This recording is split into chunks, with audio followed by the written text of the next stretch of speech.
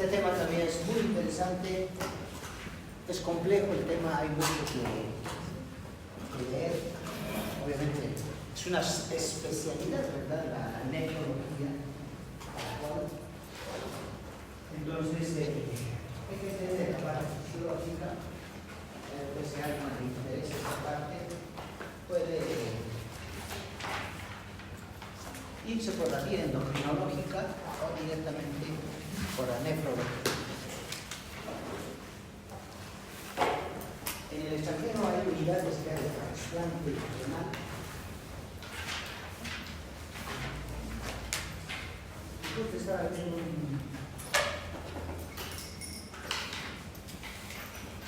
una especie de, ¿qué podríamos decir? Digamos que por alguna manera alguien necesita un riñón. Es difícil conseguir un riñón, ¿verdad? Un donante, es muy difícil. Aparte que hay que hacer las pruebas de histocompatibilidad y todo ello.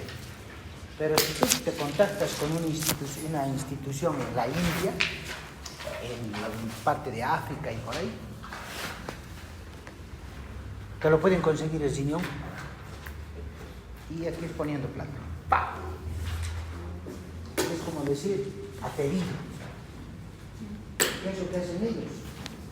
Hacen un estudio de cientos de personas y si una de ellas es compatible contigo, le dicen, mira, Lidia necesita un riñón. ¿Cuánto quieres cobrar? $10,000. Yo digo, mira, si es un riñón, $10,000, ¿vale? Ya, Pero la persona toma un riñón y se queda con él. ¿Se imagina hasta qué extremo estamos llegando respecto a legalizar el tráfico de órganos, ¿no? Porque si te ofrecen $15,000 por tu riñón, ¿qué harías tú? Depende de la situación. Obviamente, 15,000 es 15,000. Así de sencillo. Tienes otro riñón, obviamente, pero ¿qué harías vos? En tu peor necesidad. Lo das. Tenemos 2 riñones, obviamente, puede funcionar, podemos seguir. Obviamente te hacen exámenes. Entonces, eso están apelando ya a algunas instituciones privadas. Obviamente no te van a dar, la persona estará donando a 5,000 y ellos te lo dan a 15,000, no, todo es lucro. Pero imagínense, el tráfico de órganos no está permitido, pero esto es un tipo de tráfico de órganos. Solo que está legalizado porque tú aceptas. Tú dices, ya. Y como toda esa gente de la África y todos los lugares, es gente realmente en la pobreza extrema, pues lo dan, ¿verdad? Es complicado esa parte. Puede haber 1,000 donantes y ninguno es compatible contigo. Ninguno es compatible. Ellos se encargan de revisar cientos y cientos de personas. Y por ahí está eso.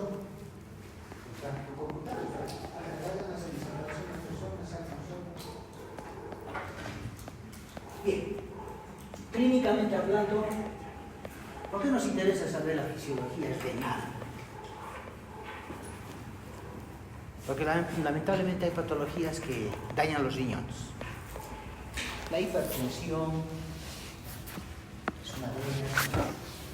Enfermedades endocrinológicas.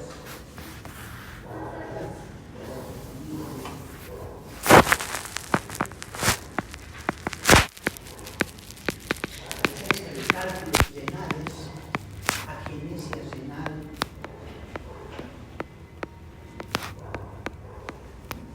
daño renal farmacológico, daño renal por exsanguinotransfusión incompatible. Estos son códigos renales de diferentes etiologías.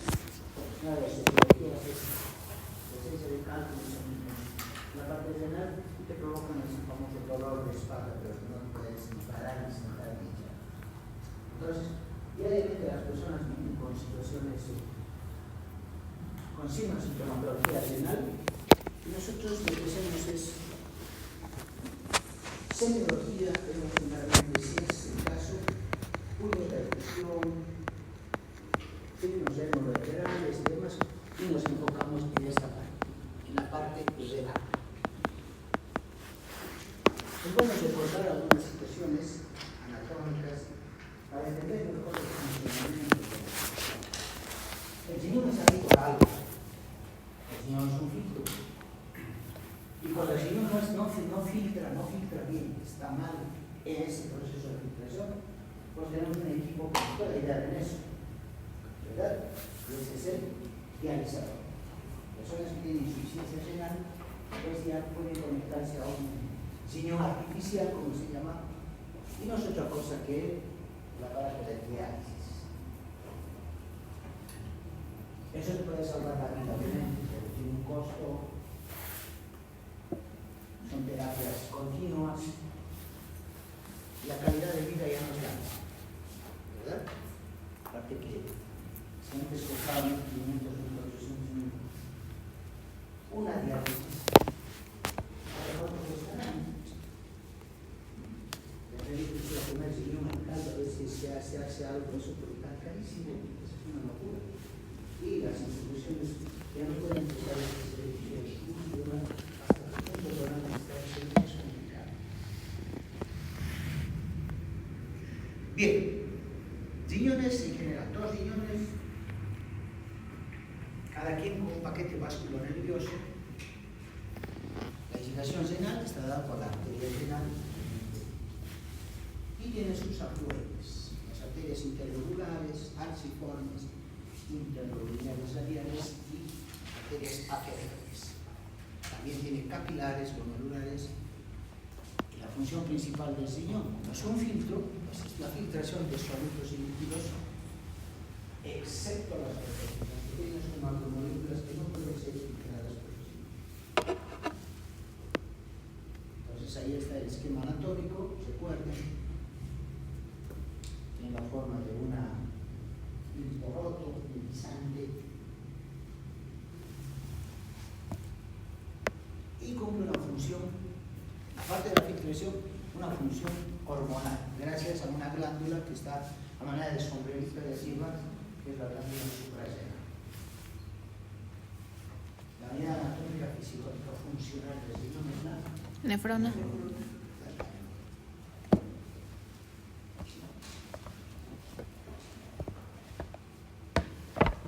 Partes anatómicas, partes renales, partes mayores, menores, ilio renal por donde ingresan y salen los grandes vasos, y también las vías urinarias, desde la pelvis renal, uréteres, para desembocar en la vejiga y posteriormente uretra. Esto es algo tan complejo en su funcionamiento, tan complejo en su anatomía y todo ello, pero miren, puede ser trasplantado. Puede ser trasplantado y obviamente devolverle esa parte fisiológica importante de la expresión que da a una persona. Con que te trasplante un riñón es más que suficiente, no es necesariamente los dos.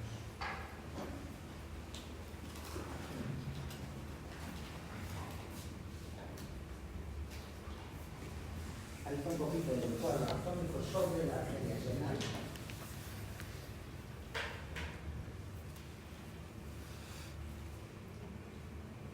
Y cómo está distribuido dentro de esta íntima corteza.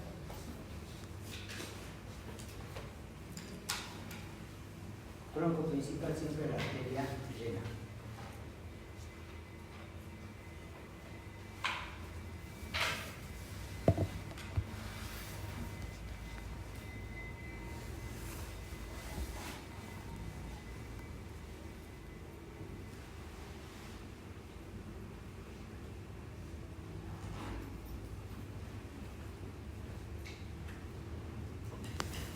Ahí está. ¿Qué más nos interesa? La unidad funcional. El riñón es la nefrona. Es la unidad básica. Entonces, cada nefrona está constituida por túbulos, asas y una estructura importante que contiene un ovidio de capilares que realmente son los que se encargan de la filtración, los túbulos de la reabsorción, filtración más que de reabsorción, y obviamente los conductos colectores pueden recolectar parte de ese filtrado y poder recuperar algunos de los compuestos que todavía pueden ser utilizados por el organismo. Lo que no se utiliza pues tiene que salir. Y eso lo que tiene que salir pues es la urea. La urea.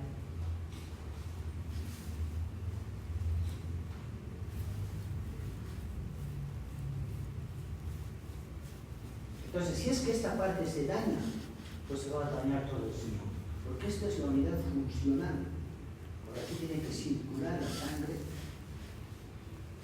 todas esas estructuras, y poder volver al organismo. Esto es lo que hace el dializador. Filtra todas las impurezas y devuelve la sangre al organismo ultrafiltrada, sin ningún compuesto que pueda dañar. Ejemplo clásico es la urea simple.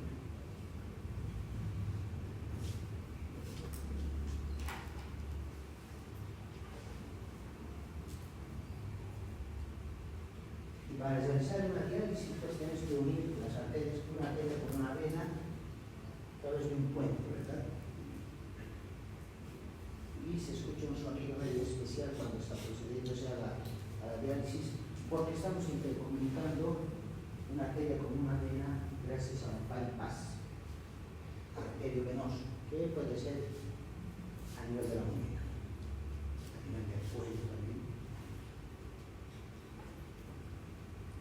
La única parte que nosotros podemos distinguir del glomérulo en la parte histológica es esa parte, no el glomérulo más nada, de la nefrona, el glomérulo. Y de ahí nosotros podemos determinar el tejido renal. ¿Por qué hacemos hincapié en la parte circulatoria y la parte anatómica? Porque ahí es donde se va a filtrar el riñón, esa es la función del riñón. Entonces la circulación renal tiene dos lechos capilares en general: los glomerulares y los peritubulares. Ya saben en qué parte pueden encontrarse. Esos dos lechos capilares están separados por arterias, las arterias diferentes, cuya función es regular la presión hidrostática. Pues aquí estamos viendo otra función importante del riñón: regular la presión hidrostática. Y la presión hidrostática, como es una presión de líquidos, va a medir en mililitros de mercurio. Por decirles algo, si hay una presión alta de, ¿qué les digo?, de 60 o más mililitros de mercurio, va a haber una filtración muy rápidamente se van a filtrar los sólidos. Y si la presión es baja, menos de 13 mililitros de mercurio, menos de 13 o 13, da lugar a una reabsorción demasiado rápida de ese líquido. Entonces, el riñón va a ajustar estas presiones gracias a las arteriolas pequeñitas que tiene aferentes y eferentes. Entonces, ¿qué va a regular mediante esas arteriolas? La presión hidrostática capilar, jugando con las presiones a nivel glomerular o a nivel peritubular. Por eso son dos lechos importantes que van a generar y regular esa presión hidrostática importante que tiene que haber en los riñones. Si cambian estas presiones, entonces va a haber alteración en esa presión tan importante que estamos poniendo.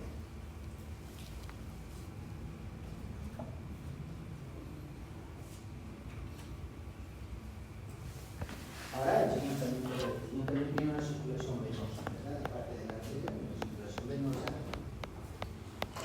Entonces todos los capilares, especialmente los peritubulares, van a ir a desembocar en los vasos de este sistema venoso, que está formado por las venas intermediales, las venas interlobulares y la vena renal, que es el tronco grueso de salida a la par de la arteria renal.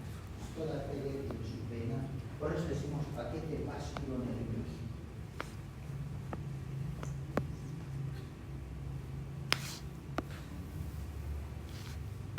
La función fisiológica, ya hemos dicho, filtración, ¿verdad?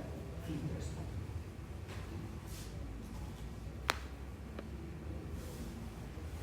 Regulación de la presión hidrostática.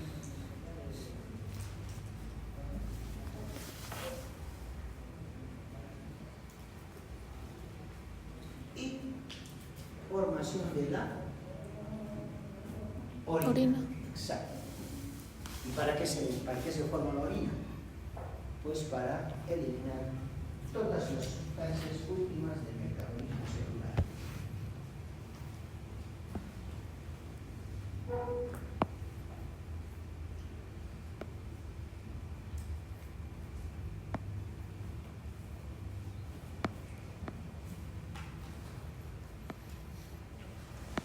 Normalmente, ¿cuál es la cantidad de líquido que debe orinar una persona diariamente? Exactamente. Vale, 1500 ml que tiene que eliminar diariamente. Más de eso, ¿qué se llama? Oliguria. Menos de eso, ¿qué? Oliguria. Poliuria, oliguria. Entonces eso van a ir ustedes a ver en un paciente que tiene síntomas renales dentro de lo que es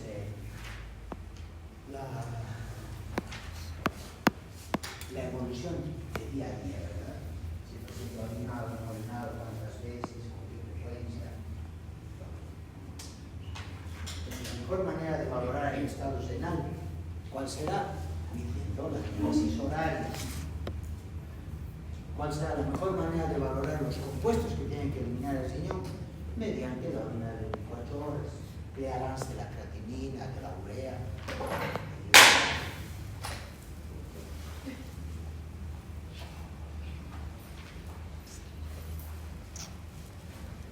Y el síntoma clínico más importante viene en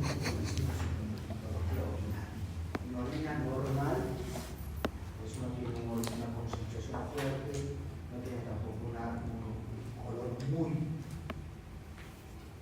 exagerado de un color amarillo pajizo. Pero cuando tú ves una orina muy turbia, muy lechosa, con bastante olor y todo ello, entonces eso quiere decir que puede haber algún cambio en esta parte, en todo lo que es la parte renal. Entonces un examen de orina te da muchas pautas sobre el funcionamiento renal. Un examen de urea creatinina sirólico te da una pauta excelente de cómo se están manejando estos desechos.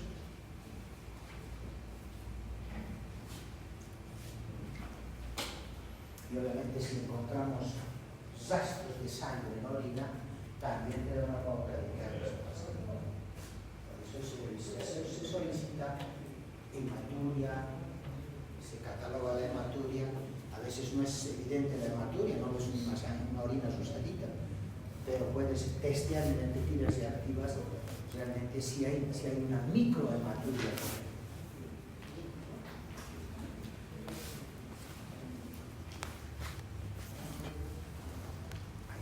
Entonces, un poquito sobre las nefronas. Las nefronas tenemos en el riñón, bordeando 1 millón de nefronas. Cada uno es capaz de filtrar, cada uno es capaz de formar orina.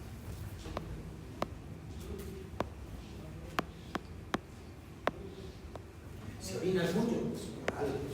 Si orinas poco, pues algo.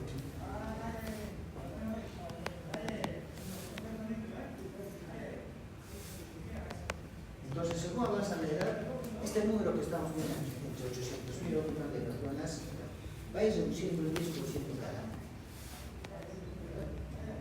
Por ese trabajo arduo que tiene cada uno de estos, esta unidad funcional. Entonces, volvemos a repetir, cada nefrona que contiene un glomérulo, un glomérulo, por ejemplo, un penacho de capilares. Aquí es donde se suceden todos los problemas. Estos capilares pueden romperse, pueden fracturarse por la exagerada presión sanguínea, a veces que la hipertensión tiene los riñones. Los túbulos, contorneado distal, proximal, especialmente en distal, aquí el líquido filtrado se convierte en orina, y los capilares glomerulares que tienen una presión hidrostática alta, está bordeando los 60 milímetros de mercurio. Por debajo de eso, por encima de esto, ya cambia la función de esta nefrona en realizar una reabsorción muy lenta o una reabsorción muy rápida. Tenemos una parte importante anatómica histológica, que es la mácula densa. Esa es la que controla la función renal. La mácula densa controla la función de la nefrona y gracias a este control, pues el funcionamiento renal.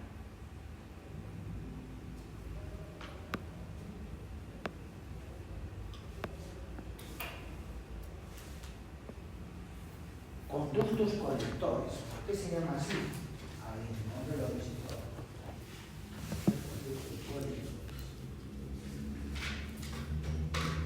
Entonces, estos conductos colectores que están en la corteza van a entrar hasta la médula renal y van a cambiar el nombre a conductos medulares porque se encuentran en la médula. Estos se vacían en la pelvis renal a través de las papilas renales y por eso es que la orina llega hasta la pelvis renal. Entonces, estamos hablando de unos 250 y más conductos colectores que van a ir a recoger la orina de todas esas nefronas que tenemos.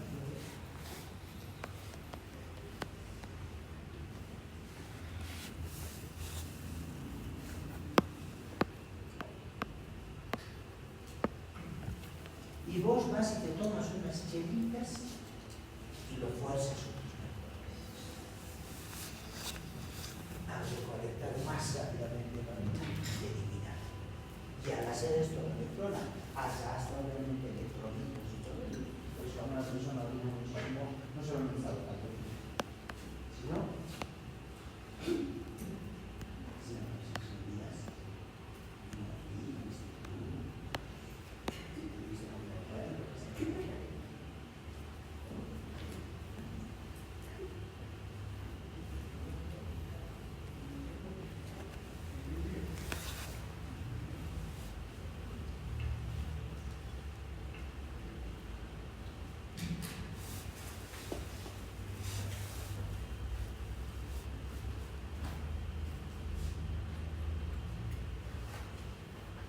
bueno, como estamos manejando líquidos, fluidos, estos líquidos tienen que circular.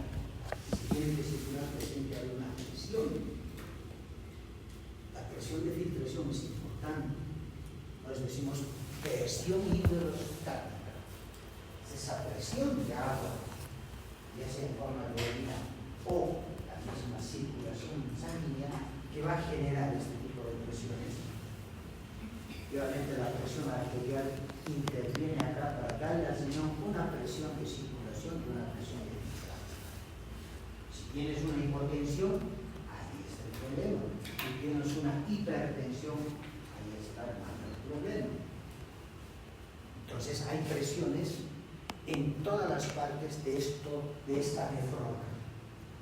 Por ejemplo, el flujo sanguíneo renal, o sea, la velocidad en que circula la sangre en el riñón, eso se llama flujo sanguíneo renal, que es de 1100 ml por minuto. Es decir, está 1100 ml slash por minuto. O que se presenta el 22% del gasto cardíaco. 22% del gasto cardíaco. Ese gasto cardíaco es la cantidad de sangre que el corazón va a utilizar para manejar la presión arterial. Entonces, en ese cuadrito ven, el flujo sanguíneo real representa el 20% del gasto cardíaco, que es aproximadamente 1200 ml por minuto, y 1200, ya, que está regulado, obviamente, en milímetros de mercurio. El de mercurio sería de 80 a 180 milímetros de mercurio. La corteza recibe un 80% para su función y la médula un 15%. Entonces, el 20% que se representa, 20-22%, es el volumen plasmático que atraviesa los capilares glomerulares, circula. Entonces ahí sacamos el volumen de filtrado glomerular eficiente, que es 120 ml por minuto.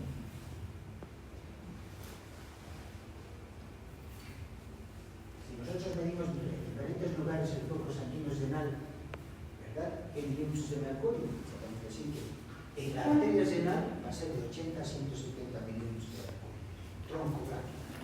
En la vena renal, obviamente ya no se necesita aquí presiones, de 3 a 4 milímetros de mercurio. En la arteriola aferente de 60-85, en la arteriola eferente de 18-59, y en los capilares glomerulares que hemos visto en la anterior diapositiva es de 60 milímetros